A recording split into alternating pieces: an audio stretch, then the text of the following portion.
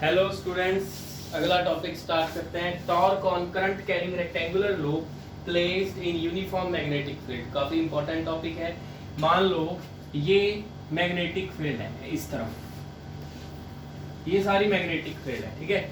मान लो इस तरफ से ऐसे मैग्नेटिक फील्ड आ रही है, ठीक है। इस तरफ ऐसे जा रही है मैग्नेटिक फील्ड ऐसे। अब रास्ते में मैं एक लूप रख देता हूँ, ठीक है। लूप मान लो ये बुक जो है वो लूप है, रेक्टेंगुलर लूप है ना। ये मैंने ऐसे रखी है, ठीक है। ये ए बी, ये सी, ये D, A B C D vertices हैं। तो सेम मैं यहाँ पे ऐसे लिख के बताऊंगा आपको भी। ये लूप है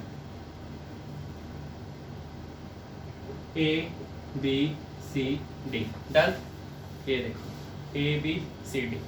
अब देखो, अब जो ये लूप है, रेक्टेंगुलर लूप है, जो आपने मैग्नेटिक फील्ड में रखी, पर इसमें करंट भी है। मान लो ये करंट जा रहा है, ऐसे करंट जा रहा है, ऐसे करंट कैरिंग है ना। देखो करंट कैरिंग रेक्टेंगुलर लूप, ये करंट इसमें जा रहा है ऐसे, डन। अब जो फोर्स लगता है, फोर्स सबसे पहले, ये भी एक कंडक्टर है एडी, बीसी भी एक कंडक्टर है। जो फोर्स लगा है एडी पे वो कितना होगा, ये मैंने आपको सबसे पहला टॉपिक करवाया था इस यूनिट का, इस चैप्टर का जब आपको स्टार्ट कराया। तो जब आर्टिकल स्टार्ट हुए डेफिनेशंस के बाद मैंने आपको बताया था ना, current carrying conductor placed in uniform magnetic field. क्या आंसर आता था? I L B sine theta, I L B sine theta. तो इसमें भी कितना आएगा देखो, आई एल बी ऐसे, actually I L B sine theta, ये लेंथ है ना।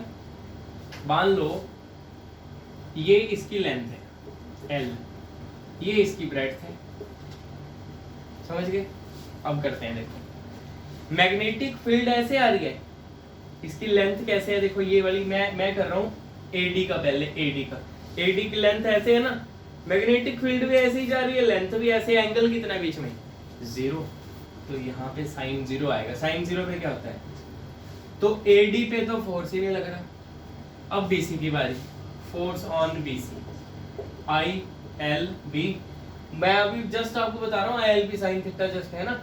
बस एल यहाँ पे लेंथ की जगह इसकी लेंथ आएगी, ये समझ गए ना, I L B sine theta. तो यहाँ पे भी लेंथ की जगह ये आएगा I L B sine theta. Theta कितना है? मैग्नेटिक फील्ड तो ऐसे ही जा रही है, बट इसकी लेंथ भी तो ऐसी ही है, सेम डायरेक्शन में एंगल 0, साइन 0 पे 0। तो ना इस पे फोर्स लगता है ना इस पे। अब इसका फोर्स चेक करते हैं, एडी का, ठीक है। Force on AB, sorry AD नहीं एबी, एबी का, ठीक है। मैग्नेटिक फील्ड ऐसे आ रही है, इसकी लेंथ ऐसे है, मैग्नेटिक फील्ड ऐसे। तो ये मैग्नेटिक फील्ड है, ये लेंथ है, एंगल कितना बढ़ रहा है? 90 डिग्री। आई देखो इसकी लेंथ तो एल ही है, I L B sine 90, sine 90 पे 1 होता है। तो ये मेरे पास कितना आ गया? I L B, equation number 1, ठीक है जी। अभी करते हैं सी डी का। Similarly force on C D कितना आएगा? आई लेंथ तो सेम है, आई एल बी साइन कितना आएगा? मैग्नेटिक फील्ड ऐसे और सी डी ये है, मैग्नेटिक फील्ड ऐसे है तो 90 डिग्री है। इस केस में भी साइन 90 में कितना हो? 1। तो ये भी मेरे पास कितना आ गया? I L B. बट ये मैं आपको एक बात बता दूं, फोर्स मैंने मैग्नीट्यूड में लिख दिए दोनों, आई एल बी सेम है, बट डायरेक्शन कैसे, इनकी डायरेक्शन कैसे पता करते हैं? क्रॉस प्रोडक्ट ना, ठीक है, क्रॉस प्रोडक्ट करते हैं। एक और तरीके से भी पता कर सकते हैं डायरेक्शन इनकी, left hand, Fleming left hand rule से भी पता कर सकते हैं। फ्लेमिंग लेफ्ट हैंड रूल में लगाऊंगा, ठीक है। देखो ये क्या होता है? F B I, F B I, ठीक है। अब देखो ये है मेरे पास, इस पे पता करना है पहले ए बी का जो फोर्स ये लगाया, इसकी क्या डायरेक्शन है, ठीक है। मैग्नेटिक फील्ड ऐसे, ठीक है। ये देखो ये है मैग्नेटिक फील्ड है ना, ऐसे करंट इसमें नीचे जा रहा है ना, देखो ये वाला करंट है, ये मैग्नेटिक फील्ड है, ये फोर्स है ना, एफ, ये बी, ये आई, ठीक है, एफ बी आई। ये देखो अगर आप देख सको तो करंट ये नीचे जा रहा है, करंट मैग्नेटिक फील्ड इस तरफ जा रही है, तो जो थंब है वो क्या पॉइंट कर रहा है, फोर्स। तो फोर्स आप लोगों की तरफ लग रहा है, तो इसका जो फोर्स है ना वो ऐसे लग रहा है आप लोगों की तरफ, ऐसे। तो जो इसका फोर्स है वो मैंने यहाँ पे डायरेक्शन लगा दी कि इसका फोर्स जो लग रहा है वो ऐसे लग रहा है। इसमें करंट तो आई है, ये बी है पॉइंट, फोर्स ऐसे लग रहा है, एफ ऑफ ए बी आप लोगों की तरफ, ठीक है। अब रह गया ये सी डी का फोर्स पता करते हैं। करंट कैसे है इसमें तो करंट ऐसे था, इसमें ऊपर की तरफ जा रहा है, डायग्राम में देख सकते हो आप, ठीक है। और इसमें लगाऊंगा लेफ्ट हैंड रूल, ये वाला। अब देखो ये करंट ऊपर की तरफ जा रहा है, आप देख सकते हो, ये देखो करंट, ये करंट है ये वाला, ठीक है। ये जो है वो करंट है, ये मैग्नेटिक फील्ड है, ये फोर्स है, थंब, ठीक है। अब करंट ऊपर की तरफ जा रहा है, मैग्नेटिक फील्ड तो ऐसे ही जा रही है, थंब मेरा किस तरफ है, अभी थंब मेरी तरफ है, तो इस पे जो फोर्स लगेगा वो अंदर की तरफ लगेगा ऐसे, ठीक है। तो जो यहाँ पे फोर्स लगता है वो अंदर की तरफ, फोर्स CD के ऊपर। इसका मतलब क्या हुआ, इसका मतलब हुआ हमारे पास इस लूप के ऊपर यहाँ पे फोर्स लग रहा है ऐसे, यहाँ पे फोर्स लग रहा है मेरी तरफ ऐसे। तो जब ये ऐसे फोर्स लगता है ना, एक आपकी तरफ एक मेरी तरफ, तो इसमें क्या आती है, ऐसे रोटेशन आ जाएगी। जैसे एक फोर्स ऐसे लगेगा, एक आपकी तरफ लगेगा ऐसे, आगे की तरफ ऐसे, तो जैसे फोर्स लगेगा इसमें आ जाएगी रोटेशन, ऐसे फोर्स लगेगा ऐसे रोटेट करेगा, क्योंकि इक्वल एंड अपोजिट फोर्स लग गए ना। जब equal and opposite force act करते हैं वो कपल उसको बोलते हैं, कपल बन गया ये, कपल ऑफ फोर्स, ठीक है। तो these forces F of AB and F of CD are equal and opposite and constitutes couple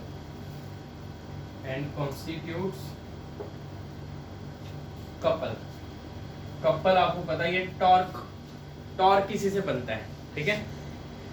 उसमें कपल आ गया मतलब फोर्स आ गया, इक्वल एंड अपोजिट फोर्स, उसकी वजह से आ जाएगा टॉर्क। तो टॉर्क अब कैसे पता करते हैं, पहले आप ये नोट करो, उसके बाद आपको करो।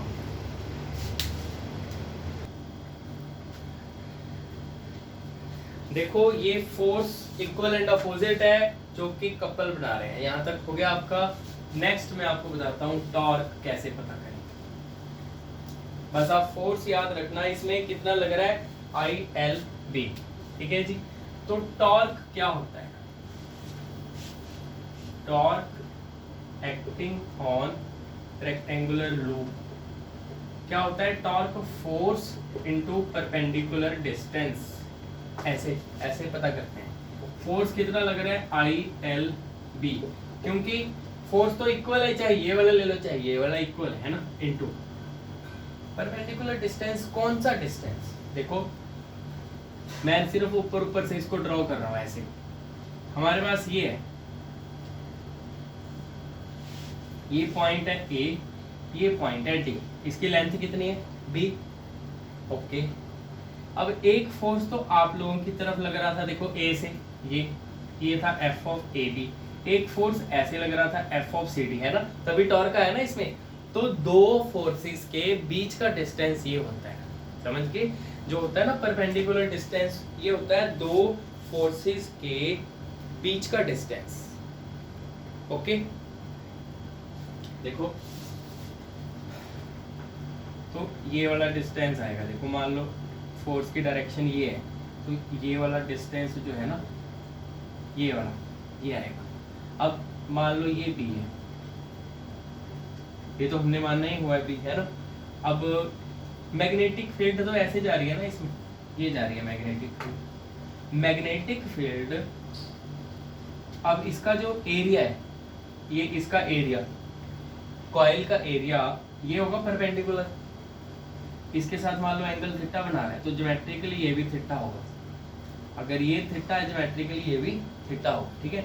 तो इसमें अगर मैं साइन थीटा इसमें लगाता हूँ, साइन के थीटा के सामने परपेंडिकुलर जो हमें पता करना है, मान लो ये एन है, एन डी है, परपेंडिकुलर डिस्टेंस एन डी, तो साइन थीटा क्या आएगा, परपेंडिकुलर बाय हाइपोटेन्यूज, हाइपोटेन्यूज कितना है बी, क्रॉस मल्टीप्लाई करोगे एन डी कितना आ जाएगा बी साइन थीटा, ये आया हमारे पास। यहाँ से दोबारा बता देता हूँ, मैग्नेटिक फील्ड ऐसे जा रही है, जो लूप है ना, लूप का परपेंडिकुलर एरिया हमेशा परपेंडिकुलर होता है ना, ये है एरिया, एरिया मैंने क्यों लिया मैं ये भी आपको बताऊंगा, बस रुक जाओ।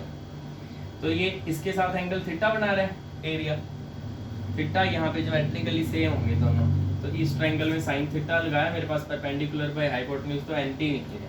यही तो निकालना है दो फोर्सेस के बीच का परपेंडिकुलर डिस्टेंस, एक फोर्स ये, एक फोर्स ये, परपेंडिकुलर डिस्टेंस आ गया एनडी, देखो ये आई एल बी, एनडी की वैल्यू कितनी है बी साइन थीटा, तो आई तो ठीक है, लेंथ इनटू ब्रेड्थ मैंने इकट्ठे रख लिए, फिर B sine theta, length into breadth, ये रेक्टेंगुलर है, रेक्टेंगल की लेंथ इनटू ब्रेड्थ करके क्या आता है एरिया, इस पूरे का एरिया मैंने ए ले लिया, ठीक है, आई ए बी साइन थीटा, ये आ गया मेरे पास आई ए बी साइन थीटा, समझ लिए।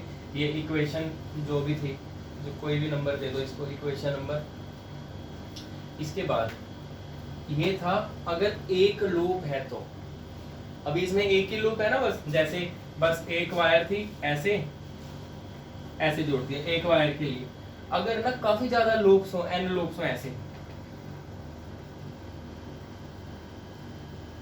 है ना, ऐसे है तो रेक्टेंगुलर है बट काफी सारे लूप्स है ना, तो for n number of loops, अगर एन नंबर ऑफ लूप्स हो तो मेरे पास टॉप कितना आ जाएगा, इसको एन से मल्टीप्लाई कर देंगे, नाइब साइन थीटा, बस आपने ये याद रखना है, बहुत ही ज्यादा इंपॉर्टेंट रिजल्ट है नाइब साइन थीटा। कई बंदे इसको याद करते हैं बिना साइन थीटा, ऐसे लिख लेते हैं बी आई एन ए, बिना साइन थीटा या नाइब साइन थीटा, ठीक है ना, ऐसे याद करना इसको आप। ये कंप्लीट हुआ।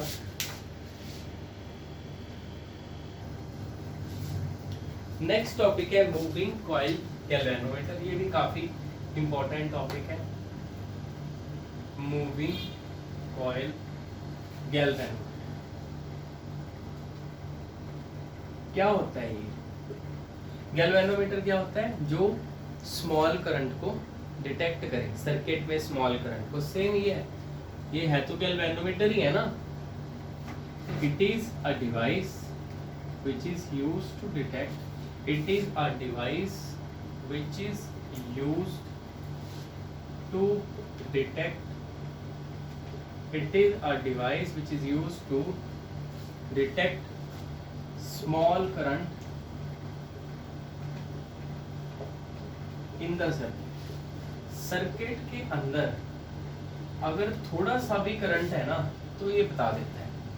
क्या इसका प्रिंसिपल है, कैसे बताता है, क्या प्रिंसिपल है, देखो जो अभी मैंने आपको टॉपिक करवाया, current carrying loop placed in magnetic field experience torque, torque आता है, वही इसका प्रिंसिपल है। कैसे है वो मैं आपको बाद में बताऊंगा, फिलहाल मैं बता देता हूँ।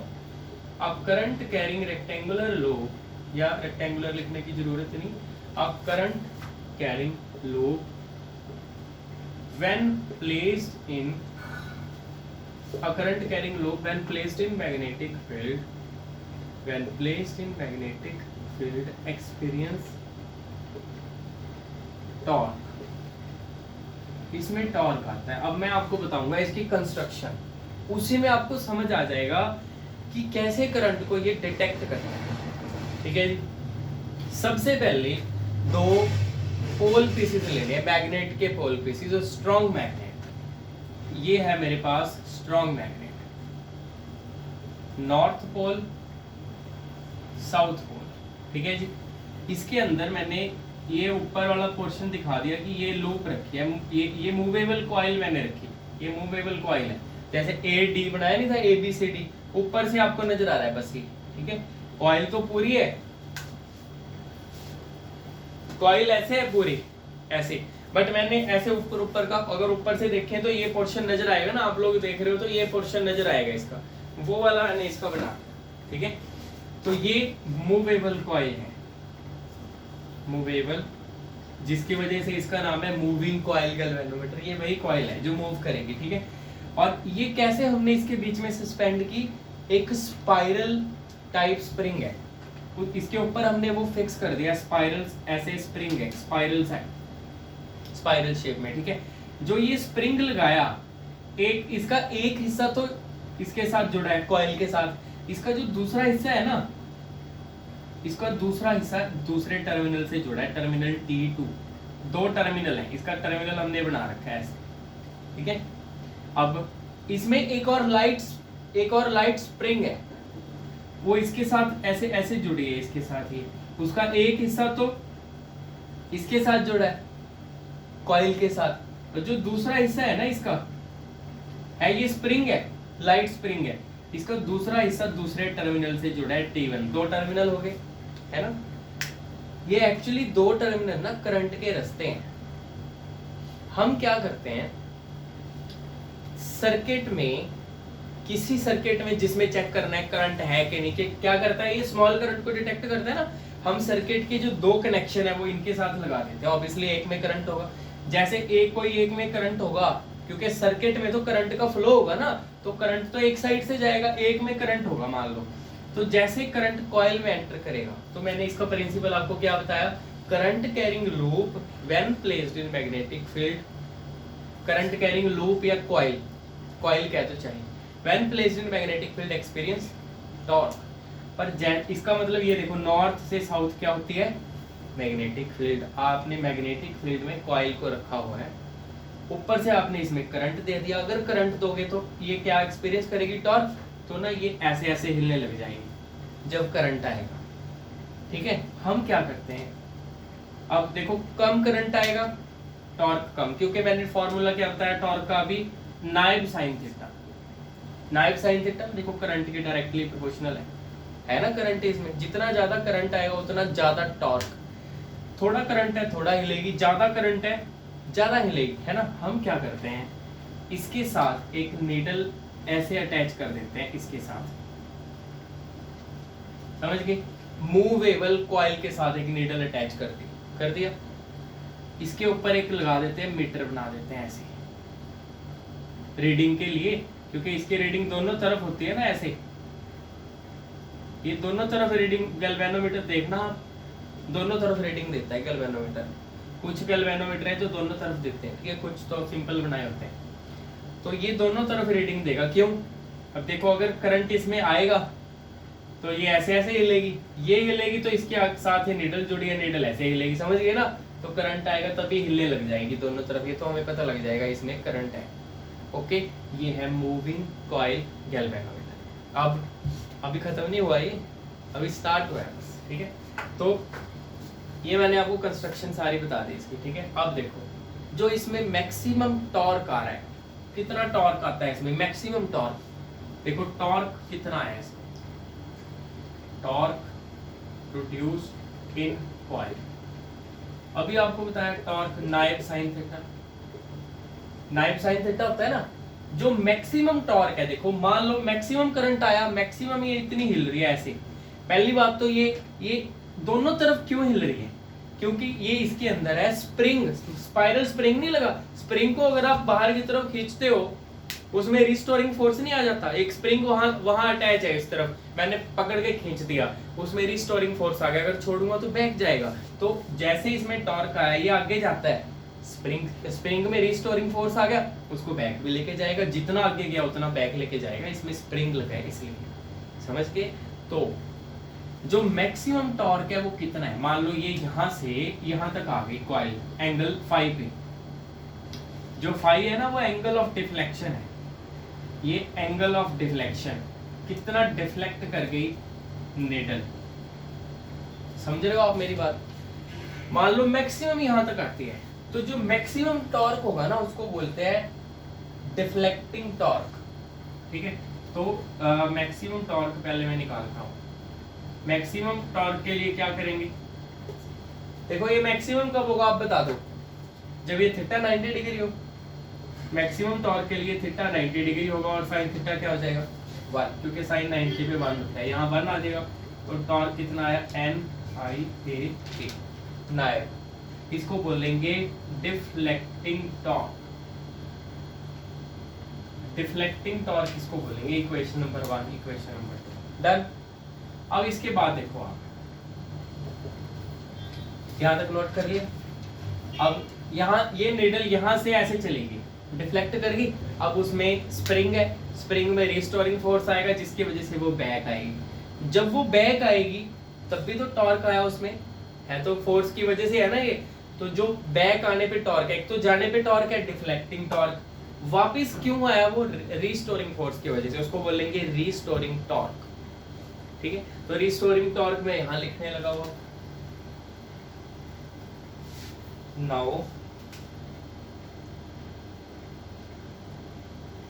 नाउ रिस्टोरिंग टॉर्क इज, इसको टॉर डैश से मैंने लिख दिया। देखो किसी स्प्रिंग को टॉर्क है क्या, है तो फोर्स का टर्निंग इफेक्ट होता है ना, turning effect of force is called. बस ये लीनियर मोशन में फोर्स है, सर्कुलर मोशन में हम फोर्स की जगह टॉर्क यूज करते हैं। तो जब आप स्प्रिंग को ऐसे खींचते हो, स्प्रिंग को आपने एक्स डिस्टेंस तक खींच दिया, ये स्प्रिंग है, आपने यहाँ से इसको थोड़ा सा और खींच दिया इतना डिस्टेंस एक्स तक, फोर्स पीछे ही लगेगा। और जो फोर्स है किस पे डिपेंड करता है, कितना खींचा आपने। अगर प्रोपोर्शनैलिटी खत्म कर दें तो माइनस के एक्स आता है, के आता है स्प्रिंग कांस्टेंट, माइनस क्यों आता है, क्योंकि अपोजिट लग रहा है। डिस्प्लेसमेंट आप ऐसे कर रहे हो, फोर्स पीछे लग रहा है, ऐसे था ना। यहाँ पे जो टॉर्क लगा रहे हैं इसकी वजह से, पहली बात तो मैं यहाँ मैग्नीट्यूड लूंगा तो माइनस हम लेंगे नहीं, मैग्नीट्यूड की बात कर रहे हैं। कितना आएगा, ये के आएगा एक्स की जगह। एक्स होता है जब लीनियर आपने खींचा उसको, पर मैं तो किसी एंगल पे खींच रहा हूँ ना उसको। कितने एंगल पे लेके गए आप उसको, आपने फाई एंगल पे खींच दिया उसको, समझ गए। तो वो डिपेंड करेगा के फाई पे, इसको बोलेंगे रिस्टोरिंग टॉर्क। तो याद करने की, रटने की जरूरत नहीं। आप अगर मैं डायरेक्ट आपको करवा दूं, आप सोचोगे पता नहीं कहां से आ गया। तो आपको ये पता होना चाहिए फिजिकल टू माइनस के एक्स आता है, ये लीनियर डिस्टेंस डिस्प्लेसमेंट आता है एक्स, पर यहाँ तो एंगुलर है ना, कितना एंगल हमने इसको खींच दिया फाई, तो मैं एक्स की जगह फाई लिखूंगा और मैग्नीट्यूड की बात कर। और सिंपल सी बात है, ये इक्विलिब्रियम में होता है ना, जितना आगे जाएगा उतना ही पीछे आता है। तो डिफ्लेक्टिंग टॉर्क और रिस्टोरिंग टॉर्क हमेशा क्या रहते हैं, इक्वल। एट इक्विलिब्रियम जो डिफ्लेक्टिंग टॉर्क है,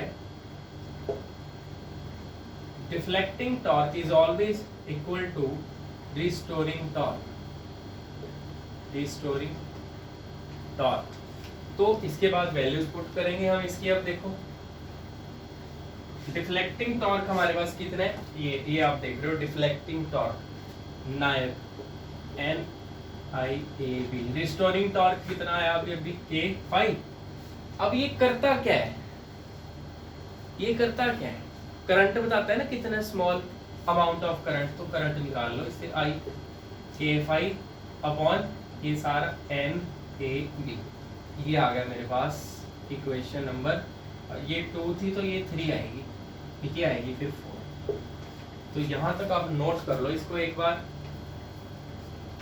के phi by N A B. और मैं आपको बता दूं, जो ये है ना, ये क्वांटिटी जो है इसको जी बोलते हैं, वो आपकी मर्जी है अगर लिखना चाहो तो। I is equal to G phi, G होता है गैल्वेनोमीटर कांस्टेंट। ये वैसे जरूरत नहीं है, मैंने आपकी नॉलेज के लिए बता दिया है, जी लिखने की जरूरत नहीं है, आप पूरा लिखो K phi by N A B. Use तो ये होगा, बट अगर कहीं लिखा हो ना ये जी फाई, तो समझ जाना वो गैल्वेनोमीटर कांस्टेंट की बात है। के बाई एन ए बी को बोलते हैं जी, ठीक है जी। यहाँ तक नोट करिए पहले, फिर आपको आगे करवाता हूँ। हाँ जी, देखो ये तो हमें पता चल गया कि कितना करंट ये बताएगा, पर जो ये अगर आप देखो ना, इसमें जो मैग्नेटिक फील्ड है ना, ये मैंने ऐसे लिए हैं, सिलेंड्रिकल लिए हैं, इसकी मैग्नेटिक फील्ड रेडियल है। मतलब magnetic field north to south ऐसे नहीं है डायरेक्ट कि ऐसे ही जा रही है। अगर तो मैं ऐसे मैग्नेट लेता बिल्कुल सीधे सीधे तो सीधी जाती मैग्नेटिक फील्ड, अभी मैग्नेट ऐसे हैं, समझ गए। तो मैग्नेटिक फील्ड ऐसे है, ये बीच में कॉइल है, ऐसे मैग्नेटिक फील्ड है अंदर की तरफ, ऐसे रेडियल जो सेंटर की तरफ एक्ट कर रही है। वो क्यों है, ऐसी क्यों है, ये पेपर में क्वेश्चन आता है कि रेडियल मैग्नेटिक फील्ड इसमें क्यों यूज करते हैं, वो मैं आपको बताने लगा हूं अभी।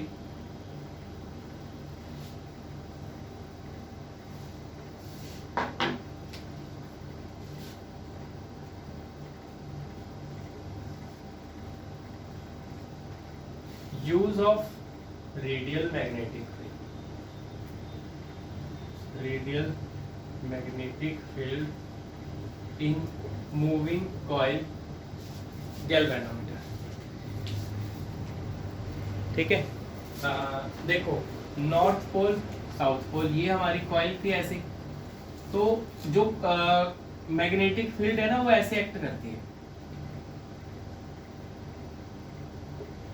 ऐसे अंदर की तरफ। ठीक है, सर्कल की तरफ एक्ट कर रही है ये, तो ऐसे, समझ गए आप।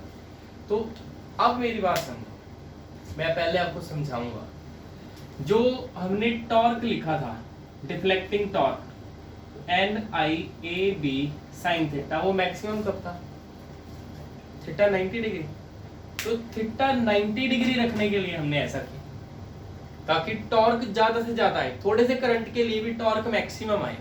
अगर आपने थोड़ा सा करंट दिया, क्योंकि ये करंट को डिटेक्ट करता है, करंट को डिटेक्ट कैसे करेगा? करंट आया इसमें, डिफ्लेक्शन ज्यादा हिले, मतलब इसकी सेंसिटिविटी ज्यादा हो, आपको थोड़ी सी आवाज भी सुन जाती है दूर से, आपके कान सेंसिटिव है। इसका जो काम है ना करंट को नोट करना, स्मॉल करंट को, अगर इसमें थोड़ा सा करंट आया वो भी इसने बता दिया इजीली, थोड़ा करंट आया, थोड़े करंट के लिए डिफ्लेक्शन ज्यादा, तभी तो पता चलेगा हमें कि हाँ जी थोड़ा सा करंट आ गया इसमें।